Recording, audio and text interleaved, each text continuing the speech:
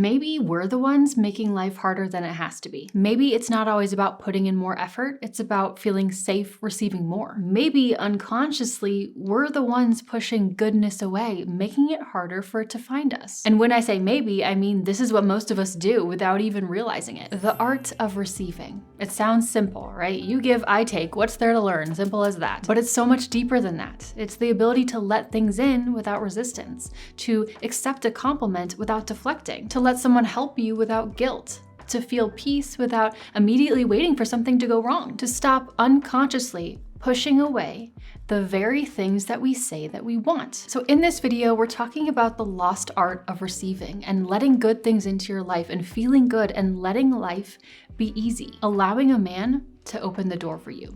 Allowing someone to buy you dinner without immediately thinking that you need to owe them. But also not subconsciously pushing away that dream job, that healthy relationship, that financial breakthrough.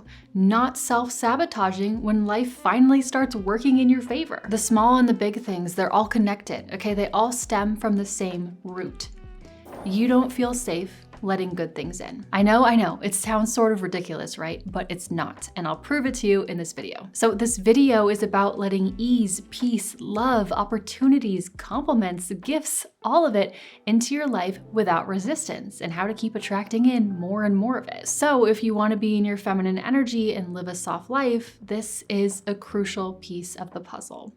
And once you understand this, it kind of starts to change everything. Hey friend, welcome back. If you're new here, my name's Jillz, and I help women step into their power, tap into their divine feminine, and become their best self, live their best life. So if that's something you want to do, you should subscribe and stick around. And in case you want more from me besides just my YouTube videos, you can always check out my deep dive feminine energy course or any of my other courses or digital products. They are always linked down below. So first of all, why is receiving so hard sometimes? Why do we resist ease? Why do we unconsciously make life harder for ourselves sometimes and push good things away? Well, I'll tell you, and let's start here.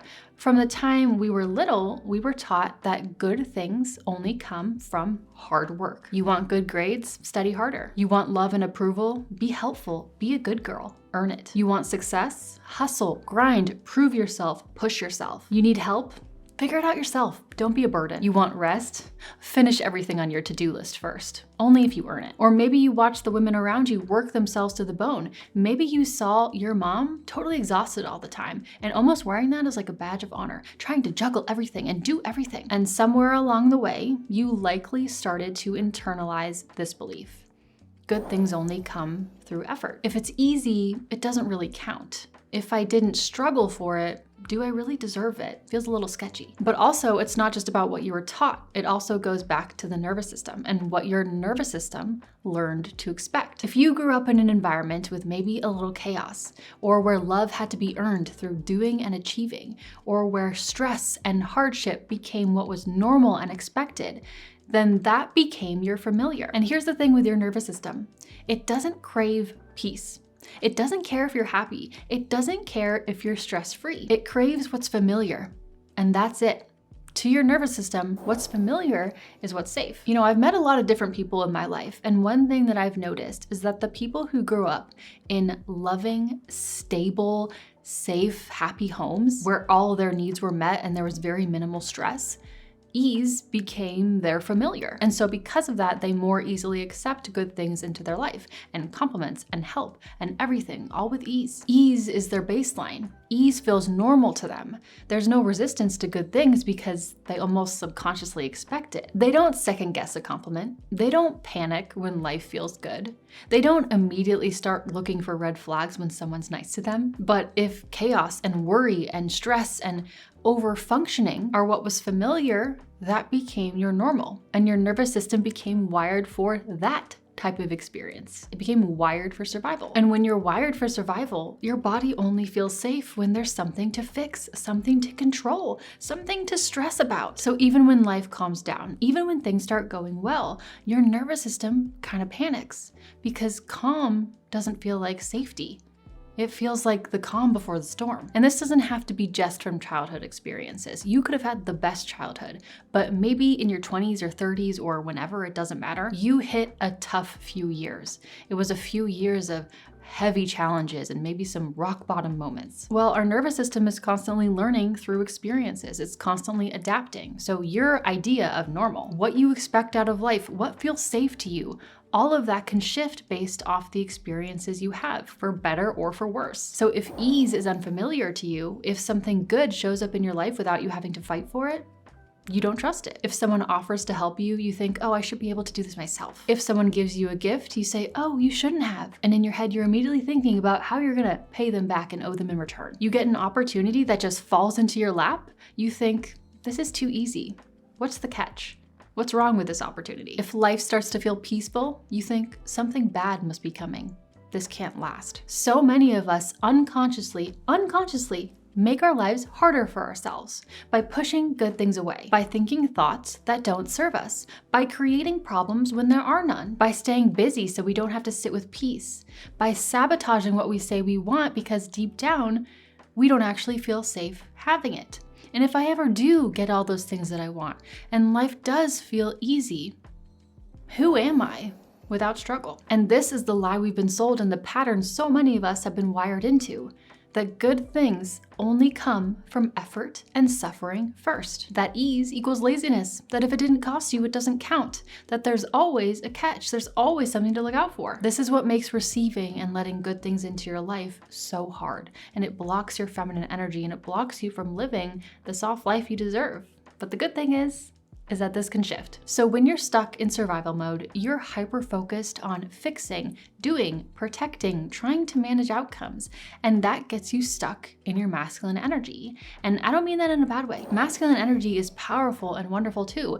It's about action, strategy, protection, consistency, getting things done, and we all need that energy sometimes too. But when you've been conditioned to believe that effort equals worth, that struggle and sacrifice is the only path to good things, that you have to be one step ahead just to make sure you're safe, you get completely stuck in your masculine energy 24/7. And when that happens, life feels hard and heavy. It sucks the joy and the ease out of everything, and you lose access to your feminine energy and all that has to offer. Whatever energy you operate from and bring to the world will mirror that back to you. But feminine energy, on the other hand, is all about receiving, attracting in, not chasing, being, not just doing. It's about trust, flow, magnetism, pleasure, playfulness, openness, and all of that is available to you, and a soft life is available to you once you start tapping in and activating your feminine energy. What I want you to know is that receiving is simply a skill. Most people think it's based entirely off of luck or privilege or your personality, and sure, there's a little bit of that in there. I'm not going to deny that. But that's not the full story. And your commitment to that belief is what's stopping you from receiving more. That's only for her, but not for me. Oh, I don't get queen treatment. I'm just not that type of woman. Actually, you can, and it's just an identity shift and a nervous system upgrade away. We just have to increase your capacity for ease and goodness into your life and help that become your new normal.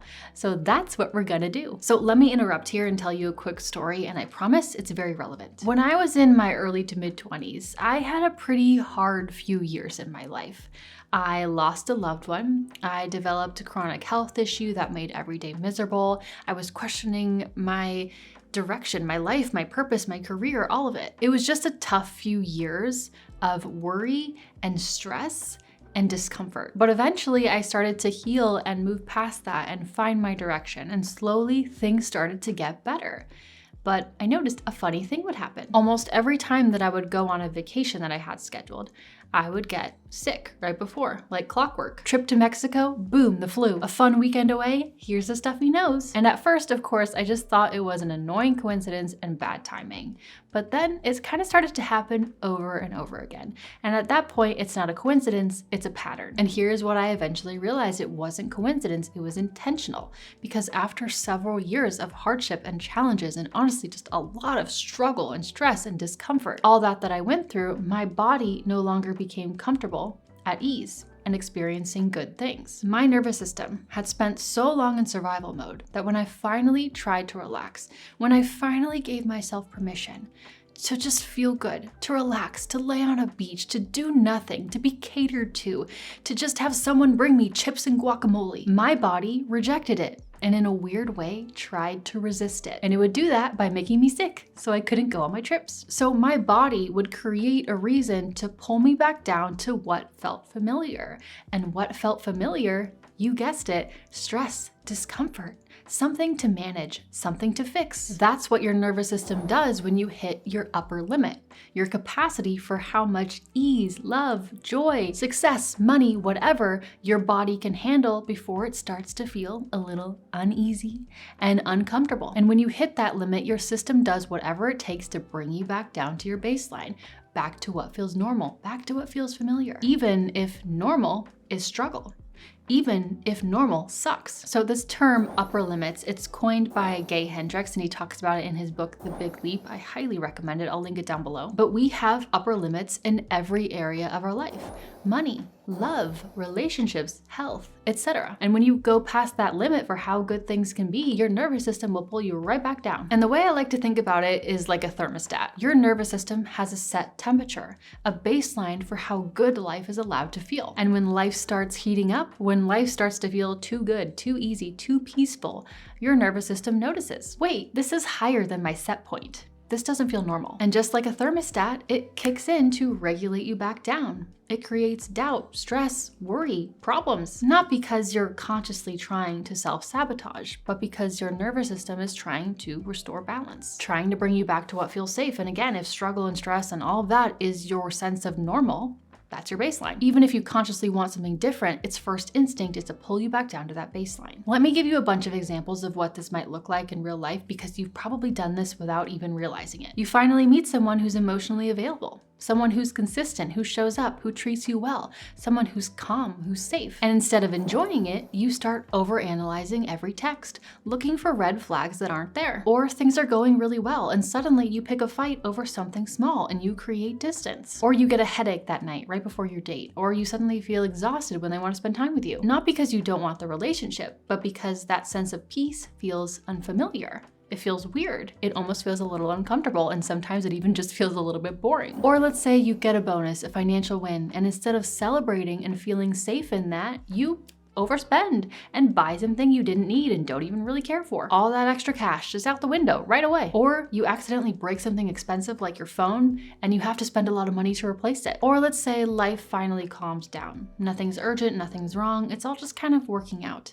And yet, you can't sit still. You think everything's good. Why am I anxious? Your brain starts scanning for problems. What am I forgetting? What's gonna go wrong? Or you fill that space with busy work, or you create something to worry about. Or with simple things, when someone offers you help, you say, oh no, I've got it. Or you do actually accept the help, but then you micromanage the whole thing because you know what? I always do it the best. It's just easier if I do it myself. Someone gives you a nice compliment and you immediately deflect it, or you try to change the subject as quickly as possible. And here's the thing, all of these examples come back to the same root. Whether you can't accept that amazing job offer that just lands in your lap that you didn't have to do anything for, you didn't even have to interview for it, or you can't accept a compliment or a gift or the way your partner wants to carry that heavy box into the house for you. It all goes back to the same root. I'm not comfortable in ease.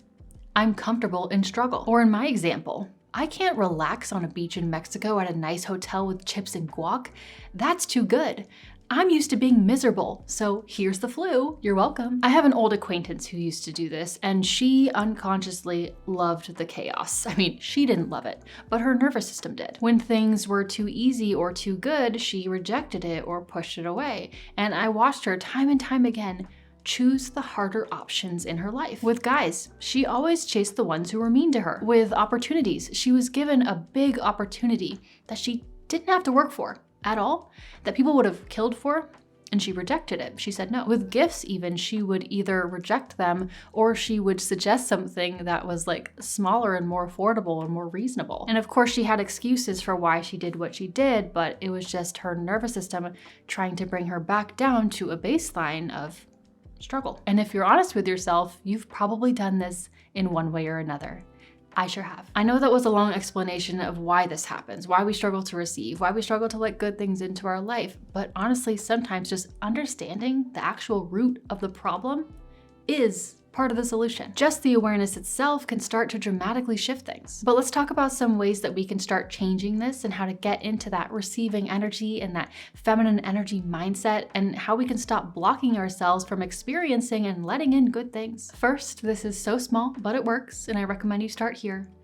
Gratitude. But hear me out, not in the reason you expect. Not just to be like, oh yeah, I'm thankful, yay. I mean, that's great too, but no. Gratitude isn't just this like happy, feel-good practice. It is a powerful nervous system training tool. Now let me explain.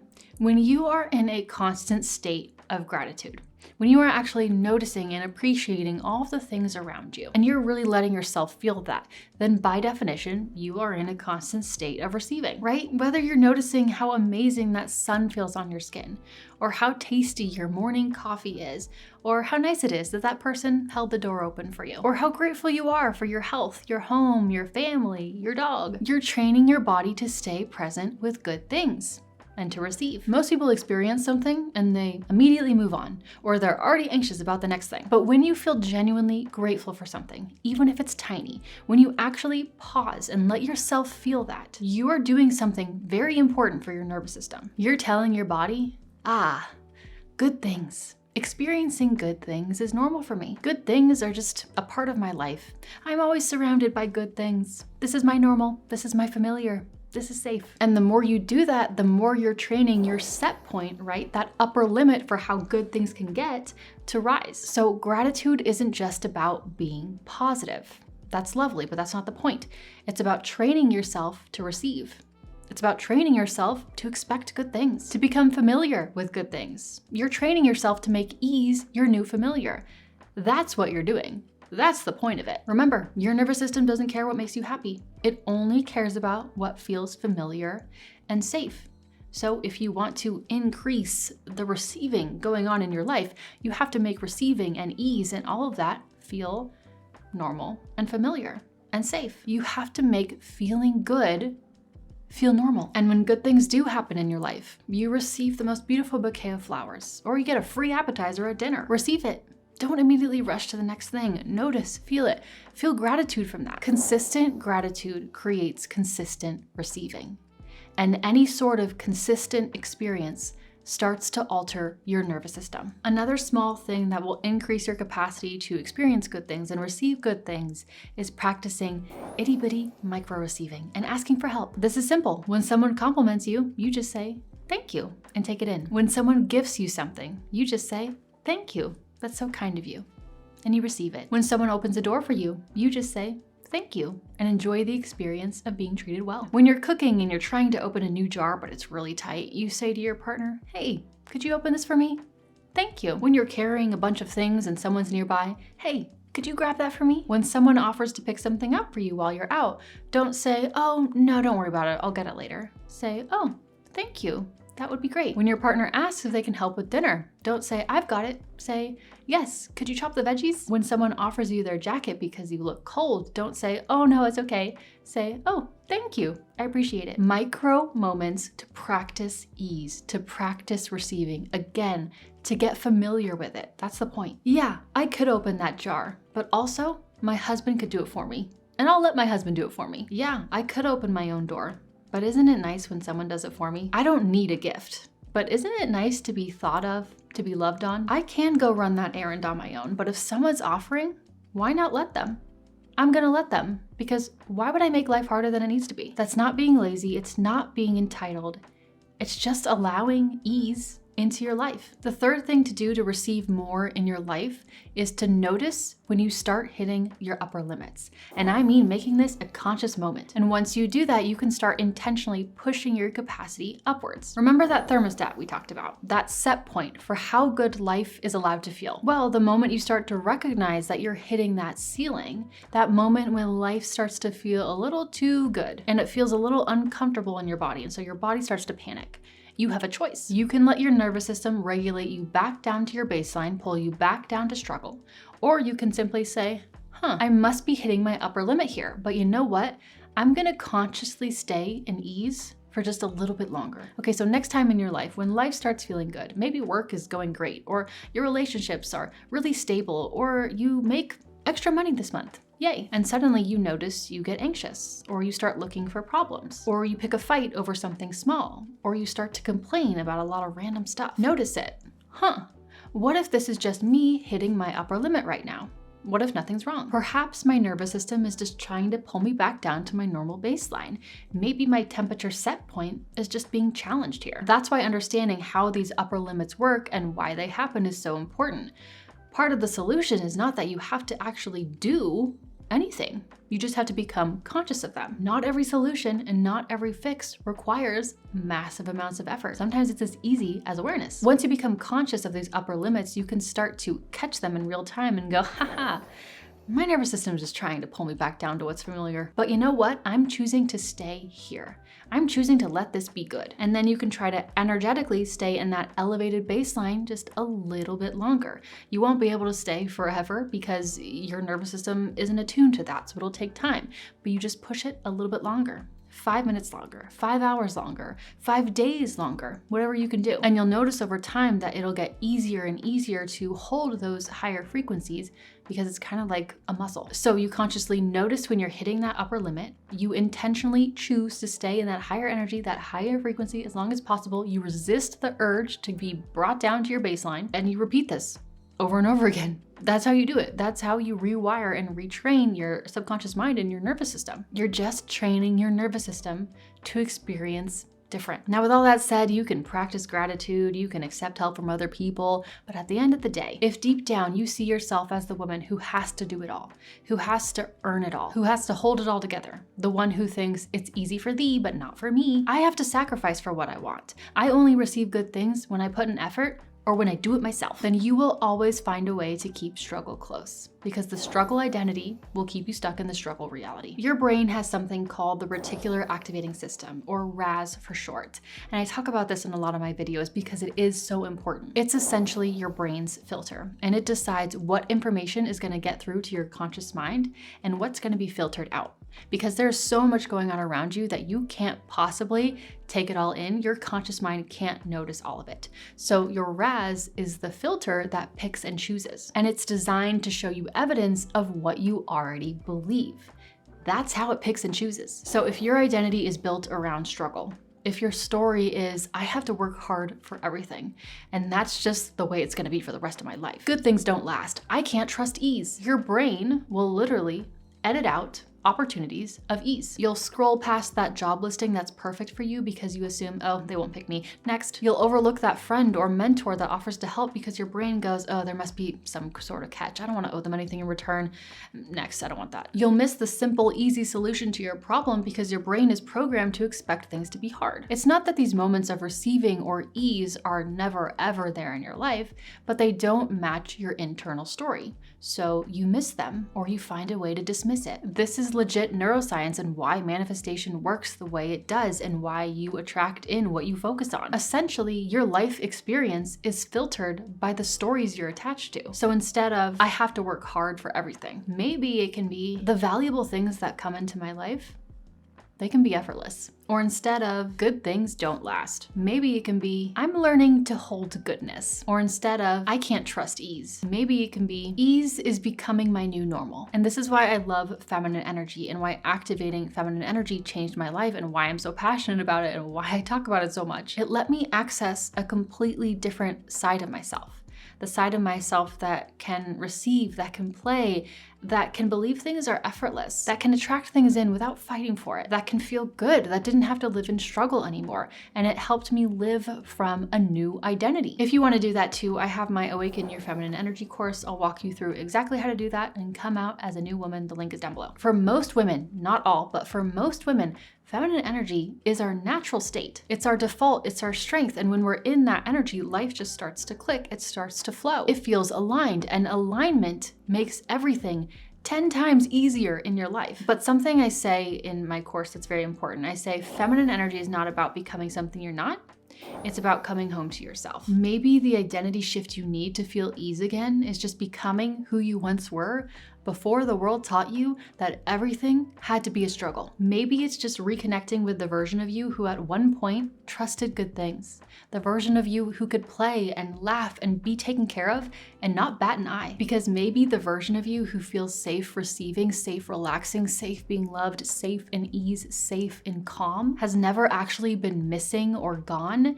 She's just buried under all the gunk that you picked up along the way in life. Tapping into your feminine energy can help bring her back out and be that identity shift that changes everything. I hope you got value from this video. I think it was a bit of a long one. Thank you for staying until the very end. If you did, leave your favorite pink emoji in the comments below so I know. But with that said, a lot of this ties back to the nervous system, right? Those people who really struggle to receive and let good things into their life, oftentimes they have a dysregulated nervous system. Well, we can fix that. I have a whole video on how to actually heal your nervous system, and I promise you that you will get value from this. It's a popular one for good reason, and I talk about healing the nervous system in a way that you've probably never heard before.